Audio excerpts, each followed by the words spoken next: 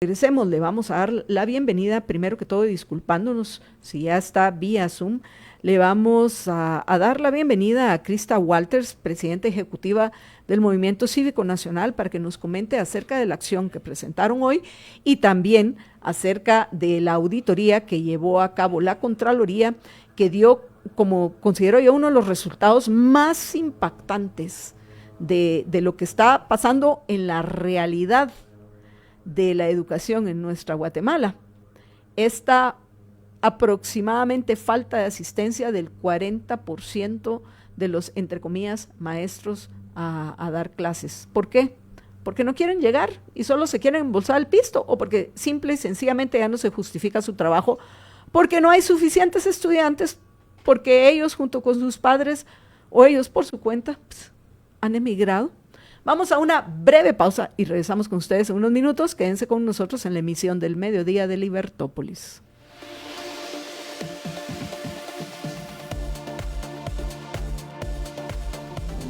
Estás escuchando Libertópolis, el valor de la verdad. Llega Navidad y yo sin ti, contigo, siempre bien conectado, con la mejor señal de toda Guate. Nuevo San Martín Market. Disfruta de nuestros nuevos productos congelados listos para preparar en casa. Pupusas, lasañas, kit de tacos, pizzas y más. Pídelos al 2215-1515 o por www.sanmartinbakery.com. Recuerden llevar su combo de ELA, así es, el blend de ELA para cuidar su sistema inmunológico y el aloe vera gel de ELA para cuidar su sistema digestivo. Y comprándolo en combo también cuida su bolsillo porque se ahorra unos quetzales. Así que ya saben que lo único que tienen que hacer es escribir al WhatsApp 49 50 34 14, 49 50 34 14 y pedir su combo de ELA. Quiché es la leyenda de una serpiente que impedía el paso de agua a la población y un hombre decidió ser devorado por la serpiente, liberando así el paso del agua. El arco Cucumax, el arco de la serpiente, representa el momento del sacrificio, figura realizada por el arqueólogo Flavio Rodas Noriega.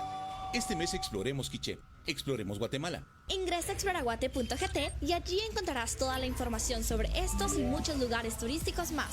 Guatemala, un mundo por explorar. Instituto Guatemalteco de Turismo, INGUAT. Hoy me siento motivado. Quiero alcanzar mis metas y mejorar mis posibilidades. Estoy seguro que cada esfuerzo tendrá su recompensa y que todo es posible si realmente estás dispuesto a trabajar por ello. Hoy me inscribo en el INTECAP porque estoy preparado para todo. Admisiones 2025, intecap.edu.gt. Llega Navidad y yo sin ti, contigo, siempre bien conectado, con la mejor señal de toda Guate.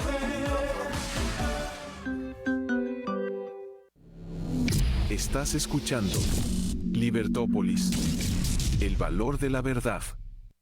Libertópolis, el valor de la verdad.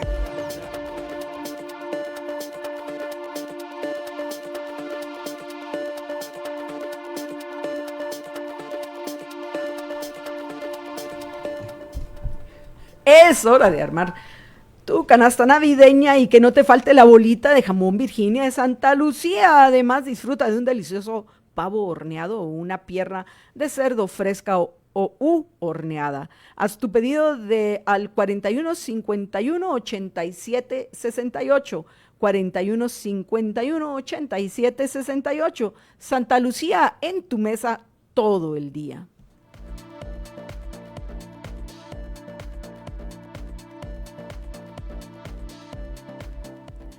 Estamos de regreso en la emisión del mediodía de Libertópolis y bueno, de una vez vamos con nuestra invitada en este segmento, Krista Walters, presidenta ejecutiva del Movimiento Cívico Nacional, para que comentemos dos temas. Primero, que nos cuente acerca de la acción que presentaron hoy en contra de este pacto con el diablo que está llevando a cabo. Y yo me hago responsable de este comentario, Krista, por favor. Yo, Marta Yolanda Díaz Durán.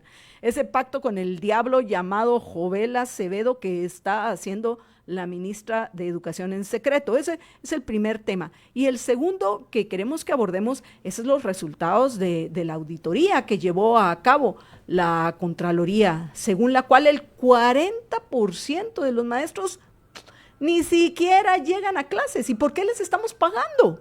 Me pregunto yo. Crista, buenas tardes y bienvenida a Libertópolis al mediodía. Hola Marta Yolanda, ¿qué tal? Mucho gusto y ¿qué tal Jorge también? Buenas tardes. Bueno, Crista, los micrófonos y las cámaras de Libertópolis son tuyas.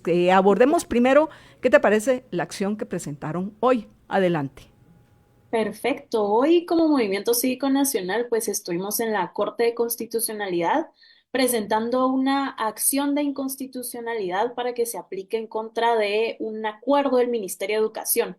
Y el acuerdo es este acuerdo 544-2024, que tal vez haciendo un poco de memoria, es el acuerdo donde pues se acepta o se adjunta ese pacto colectivo, el proyecto del Pacto Colectivo de Educación que presentó el Sindicato de Trabajadores de la Educación liderado por Joviel Acevedo a inicios de este año, donde lo adjuntan con esa reserva o eh,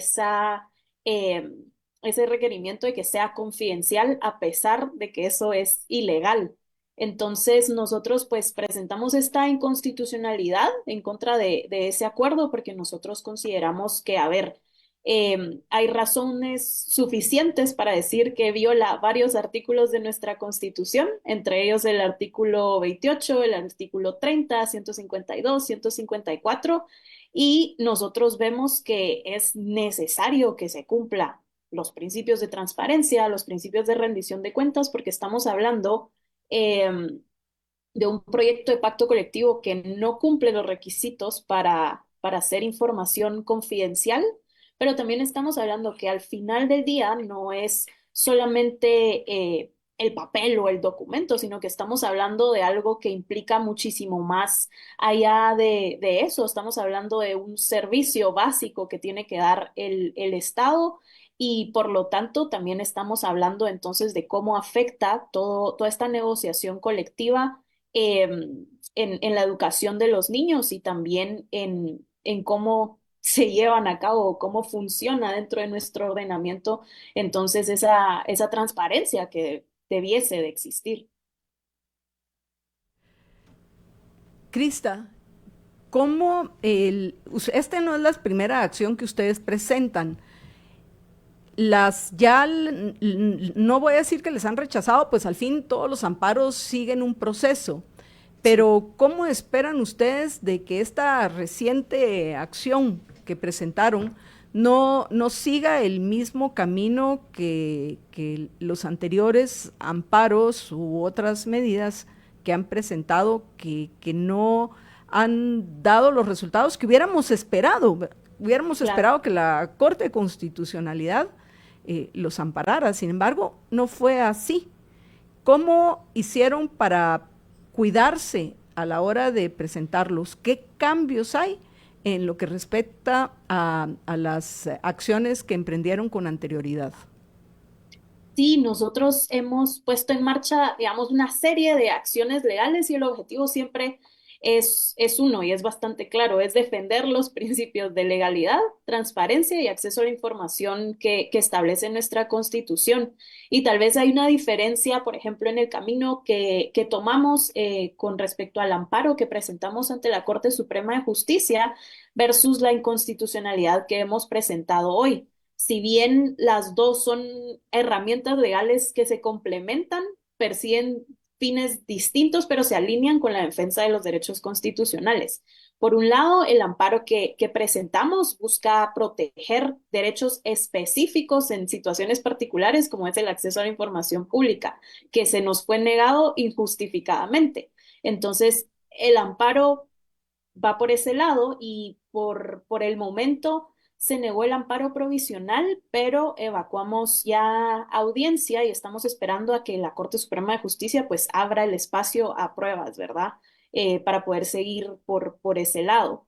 Pero por el otro lado, la inconstitucionalidad que presentamos hoy tiene un enfoque más amplio, porque lo que buscamos es eliminar o expulsar de nuestro ordenamiento jurídico, pues una norma, el acuerdo, que contradice nuestra constitución, porque lo que vemos con esta inconstitucionalidad es que, por un lado, viola el principio de legalidad, es decir, las autoridades o los funcionarios pueden hacer lo que exclusivamente la ley les faculta hacer, ¿verdad? Opuesto a nosotros los ciudadanos que podemos hacer todo lo que la ley no nos prohíbe. Entonces, en ese sentido, vemos que se viola ese principio de legalidad porque, a ver, las autoridades del Ministerio de Educación debieron haber justificado por qué recibían ese documento o ese proyecto del pacto colectivo con la reserva de confidencialidad y no hay una justificación por ello. Entonces está ausente esa justificación legal que nosotros tenemos bastante claro. A ver, la Ley de Acceso a la Información Pública dice en cuándo, cuáles son los criterios, qué tipo de información sí puede ser confidencial, pero no puede aceptarse solo porque el sindicato Joviel Acevedo se los haya presentado así. Entonces, eh, hacer caso omiso a esa justificación que debería de existir, pues viola el principio de legalidad que les comentaba, pero también nos preocupa muchísimo cómo el artículo 30 de nuestra Constitución, que es bastante claro, dice, todos los actos de la administración son públicos. Y en este caso no se está cumpliendo y eso impide que nosotros ciudadanos pues podamos controlar de una mejor manera el poder público, podamos fiscalizar lo que ahí pasa, porque no estamos hablando de información sensible de personas particulares ni demás, estamos hablando de información que tiene un peso enorme luego en los recursos del Estado. ¿Y quiénes pagan todos esos recursos? Nosotros los ciudadanos con nuestros impuestos. Crista, en esta acción de inconstitucionalidad que presentaron, tomaron en cuenta el que el argumento que han utilizado los sindicalistas, que decir, ¿no?, que eso es un derecho laboral y que entonces que está considerado hasta lo meten dentro de los derechos humanos y que entonces por eso está protegido, según ellos, por esa secretividad. ¿Tomaron en cuenta ese argumento o rebatieron ese argumento de los sindicalistas? A ver, sí, en nuestra inconstitucionalidad, digamos que nosotros argumentamos en la vía de que viola este principio de legalidad que les comentaba, contraviene también los principios de publicidad y transparencia. Relacionado al principio de legalidad es que hay una ausencia de la justificación para declarar la confidencialidad y que también hay una ilegalidad reglamentaria. A ver, un acuerdo ministerial no puede estar por encima o modificar lo que dispone una ley de la categoría de la Ley de Acceso a la Información Pública o la Constitución.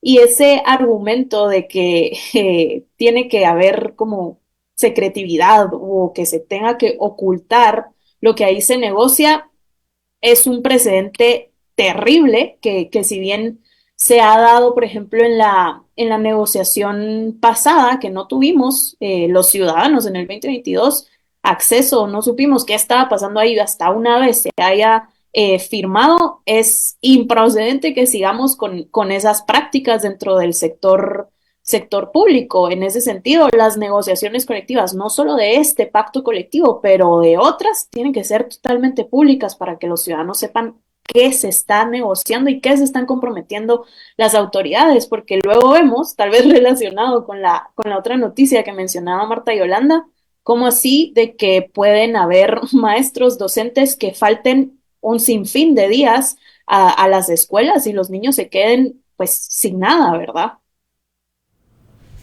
Mi duda, Crista, es si hay niños a los cuales les lleguen a dar clases, porque la emigración en Guatemala en los años recientes ha ido en crecimiento. No me atrevo a decir que es exponencial, pero sí, la cantidad de compatriotas nuestros que no ve posibilidades en Guatemala de mejorar su calidad de vida, de mejorar sus ingresos, han tomado la riesgosa, porque es un gran riesgo, la peligrosa decisión de emigrar. Y ya ahora no emigra o el padre o la madre solos y luego, si pueden, mandan a traer al resto de la familia. Hoy ya vemos a familias que emigran juntas. Tal vez uno de los progenitores se adelanta, pero luego va el otro, el padre o la madre, con los hijos y no importa que les digan, pero Donald Trump quedó de presidente. Igual van a decir, pues voy a ver cómo me las arreglo con Donald Trump, pero prefiero a Donald Trump que lo que está pasando en Guatemala, donde no encuentro trabajo o el trabajo en el que estoy es un trabajo en el cual las condiciones son pésimas porque no hay posibilidad de mejorar, no hay la suficiente inversión que necesita nuestro país para crear las fuentes de trabajo que se demandan y entonces nos vamos. Entonces, eso entiendo porque ya en otras ocasiones, en reportes que nosotros hemos compartido en Libertópolis, muestran cómo la cantidad de niños que asisten a la escuela ha disminuido. Entonces, me pregunto, ¿cuántos de ese 40% de vagos, porque yo ya no los voy a llamar maestros, quien quiera llamar a los maestros, que los llamen maestros. Para mí son una partida de vagos y parásitos porque lo que están haciendo es viviendo a costa de nosotros los tributarios. Y bueno, si esa es su mentalidad, mejor que no le enseñen a nadie a ser vagos y parásitos, si lo vamos a ver de esa manera. Comenzando por el parásito número 1, que es Joviel Acevedo. Pero, regresando al tema, ¿cuántos realmente ya piensan que ni siquiera vale la pena llegar porque no hay niños a quienes darles clases? No, es sumamente preocupante saber la situación a la que se enfrentan millones de niños, la verdad, porque si vemos algunos datos anteriores, quizá del año pasado, año antepasado, más o menos 3 millones de estudiantes habían matriculados en todos los niveles, desde primaria, desde preprimaria, perdón, hasta diversificado, em, digamos, desde el sector público. Y ha sido supuestamente un objetivo de cada administración, pues expandir esa cobertura educativa en el país. Y relacionado a este dato de la cantidad de docentes que no llegan a dar las clases, yo creo que es importantísimo que de verdad hagamos esa matemática. ¿Cuántos maestros hay más o menos por alumno en Guatemala? Yo me había quedado en que aproximadamente hay 24 estudiantes por cada docente si estamos hablando de nivel primario, pero si ya estamos hablando de otros niveles, creo que ese dato sube a más o menos 30 estudiantes por maestro en algunas áreas rurales. Y a ver, si hacemos una matemática así simple o un cálculo de si 40% de docentes, así como dice esa nota, no se presentan a trabajar, ¿cuántos niños están siendo afectados? Y los números nos van a dar entonces que son más de 1 millón de niños que de verdad no están siendo atendidos porque sus docentes no están llegando. Y este dato o esta cifra que recientemente salió a la luz del 40%, habrá que también pedir a la Contraloría General de Cuentas respaldar pues esa cifra, pero respaldar entonces cuáles son otros hallazgos que han tenido, porque si ese es uno de ellos, necesitamos saber cuáles son las razones por las que los docentes no están llegando a asistir a las escuelas, están dejando de llegar porque están atendiendo temas sindicales, están llegando a dejar porque no hay niños y los números que sabemos de matriculación entonces no son los correctos, no están llegando entonces los docentes porque no hay condiciones para hacerlo y entonces no son verdaderos docentes con ese deseo de enseñar, ¿verdad? Entonces es un tema que creo que necesita mayor profundidad, necesitamos saber cuáles son esos otros hallazgos de la Contraloría General de Cuentas y también de la responsabilidad que tiene el Ministerio de Educación, porque por muchos años las contrataciones que hacía el Mineduc, pues eran contrataciones de personal no permanente, o es decir, personal que supuestamente solo debía de estar cierto tiempo para cubrir ciertos espacios. Pero finalmente ahora se dio que el Mineduc iba a contratar maestros para nivel medio en plazas que sí fueran fijas. Entonces, es algo a lo que tenemos que seguir pues prestándole atención para ver si finalmente ese cambio, después de tantos años, va a tener un impacto positivo o simplemente también vamos a cargar aún más financieramente al ministerio.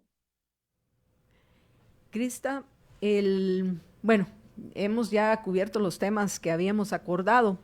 ¿Algo más que querrás agregar?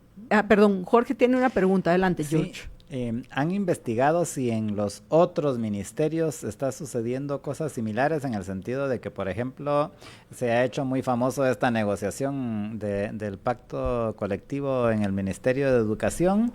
Pienso que por las acciones que ustedes han hecho, pero ¿estará pasando algo similar en el Ministerio de Salud, en los Ministerios de Comunicaciones y en los demás ministerios, en el Ministerio de Alimentación y Ganadería y de Agricultura, Ganadería y Alimentación, perdón, En el ese MAGA? ministerio lo que está pasando es que andan repartiendo esta costumbre corrupta que va a iniciar en los tiempos de Alfonso Portillo y andan regalando fertilizantes, pues. Sí, Eso es pero- lo que está pasando sí, ahorita. pero como en Pero todos sí, los me ministerios hay parece un montón interesante el de comentario sindicatos. de George, así es. Sí, nosotros hemos conocido, digamos que diferentes comentarios que vienen de ciudadanos que también están preocupadísimos en el sentido de que, bueno, decidimos desde el MCN prestarle atención a esta negociación colectiva porque el 2024 es un año clave en ese sentido. Era la renegociación del pacto colectivo de educación, pero también la negociación con un nuevo gobierno, una nueva administración, una oportunidad que habría una puerta, una ventana muy buena para la transparencia y que lamentablemente no se ha dado al 100%. Sin embargo, esa ha sido la labor que tenemos desde el MCN, hacer público lo que se va aprobando y evidenciar cuáles son los abusos y privilegios que no deberían de continuar, proponiendo entonces también qué cambios tienen que haber. Y en ese sentido, Jorge, nosotros hemos visto de parte de la ciudadanía ese malestar de cómo muchas personas que trabajan dentro de la administración pública no son parte de los sindicatos, pero se dan cuenta de los abusos que hay en otros sindicatos. Si no estoy mal, hay alrededor de 22 pactos colectivos en el resto del Ejecutivo, o sea, en los otros ministerios. Y después también en el judicial y en el legislativo hay uno. Entonces, bueno, estamos hablando de más o menos 24 pactos colectivos o 25 pactos colectivos en en los tres poderes del Estado. Y pues los comentarios que también hemos recibido es, bueno, es necesario también saber qué pasa en el Ministerio de Salud, por ejemplo, que hay no solo un sindicato, sino que varios sindicatos y de cómo entonces tienen, digamos, hacen presión para que sus pactos colectivos o el pacto colectivo con el sindicato mayoritario, pues vaya aumentando esos privilegios que al final del día terminan siendo únicamente para el liderazgo sindical y no se traduce a verdaderamente mejores condiciones de trabajo para el resto de personas. Y cuando hablamos de eso, nos preocupa mucho que son privilegios los que se acuerdan, no son beneficios o mejoras de condiciones laborales, y hay una diferencia en eso.